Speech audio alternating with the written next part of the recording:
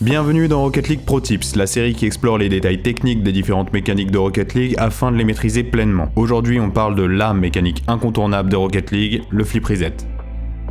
Bon, je vais pas vous faire l'affront de vous présenter le flip reset, c'est la mécanique phare de Rocket League qui à elle seule redéfinit la méta compétitive à top niveau. J'en profite pour vous rappeler que cette série n'a pas pour but de vous apprendre les mécaniques de zéro, donc cette vidéo vous sera vraiment utile que si vous avez déjà les bases du flip reset. Mon but va vraiment être de vous faire gagner en précision et régularité. Ok, faut que je vous avoue un truc, je suis le genre de gars qui aime aller regarder des vidéos de pros jouer, faire pause ou ralentir à des passages pour analyser leurs inputs sur certaines mécaniques. Comment tu dis ?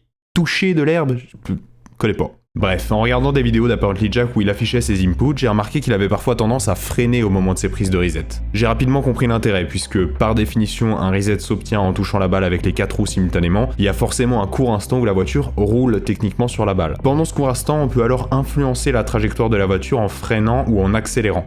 C'est quelque chose que j'avais jamais vu mentionné dans les tutoriels classiques, donc j'ai commencé à fouiller un peu plus. Et j'ai trouvé quelques tutos qui en parlaient, mais ils disaient tous de toujours freiner comme si c'était une technique magique qui rendait tous les resets meilleurs. Je vais être un petit peu plus nuancé là-dessus. D'expérience, je pense pas qu'il soit toujours utile de freiner pendant les prises de reset, et à mon sens, il faut plutôt s'adapter à la situation. Et puis entre nous, si c'était toujours la bonne solution, je pense que Jack serait assez malin pour le faire à chaque fois. Ah, this is funny, because whoever gets this guy wins RCS.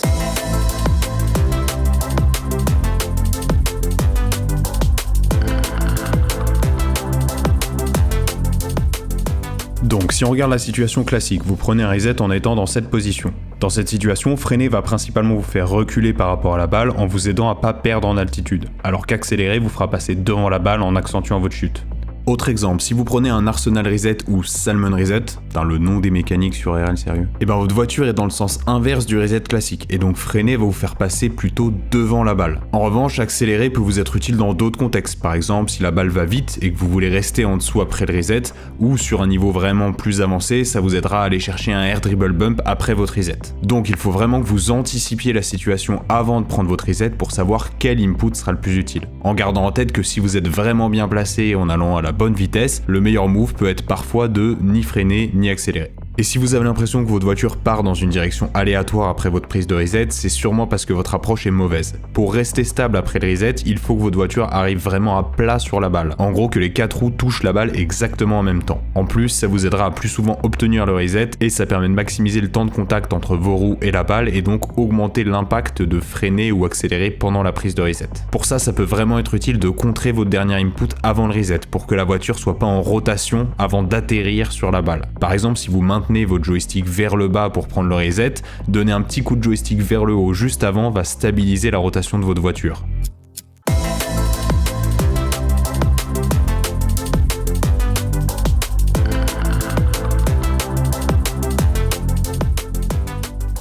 Gérer sa distance à la balle, c'est ce qui permet de garder le plus de contrôle sur un play aérien, quel qu'il soit. Ça commence toujours par la first touch. Alors c'est un terme un peu fourre-tout, mais pour la suite, on va considérer qu'une first touch, c'est la touche qui vous set up pour le reste du play. Et donc, dans notre cas, la dernière touche de la balle avant la prise de reset. Donc ça peut varier d'une touche depuis le mur à un catch dans les airs, etc., etc. En général, vous voulez que votre first touch envoie la balle dans cette zone-là. C'est ici que vous devez idéalement prendre votre reset. Pas trop près des buts, sinon le défenseur peut challenge avant que vous l'utilisiez, et pas trop loin, sinon ça laisse trop de temps pour réagir à votre tir. La physique des roues sur Rocket League est vraiment bizarre. En gros, quand vos roues touchent une surface, ça va appliquer une force sur la voiture, mais pas de force opposée sur la surface qui touche les roues. Alors dans 99%, vu qu'on roule sur le sol ou les murs, ça change rien, mais quand on touche la balle avec les roues, alors ça ralentit notre voiture sans techniquement taper la balle avec les roues. C'est pour ça que taper la balle avec le dessous de la voiture donne des touches moins puissantes. En fait, les roues touchent en premier et ralentissent la voiture avant qu'elle touche la balle. La conséquence pour un reset, c'est qu'en dessous d'une certaine vitesse et si votre voiture est pas positionnée parfaitement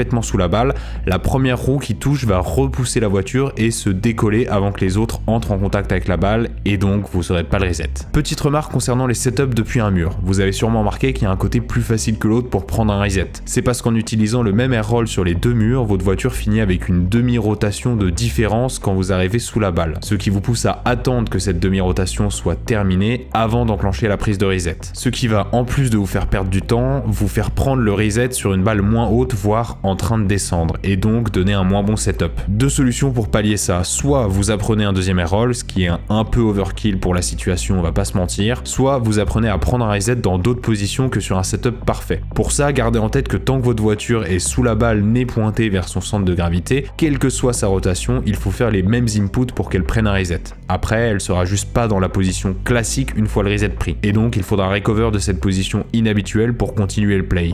Petit bonus, lorsque la voiture est en l'air depuis assez longtemps et qu'elle n'a plus son flip directionnel, le bruit du moteur se coupe, même si on maintient l'accélérateur activé. Or, en prenant un reset, la voiture retrouve son flip et donc le bruit du moteur revient, mais on l'entendra que si on appuie sur l'accélérateur ou le boost. Cela nous permet de savoir si on a eu le reset ou non. Enfin, ça c'est dans un monde idéal où le jeu est pas codé avec le cul.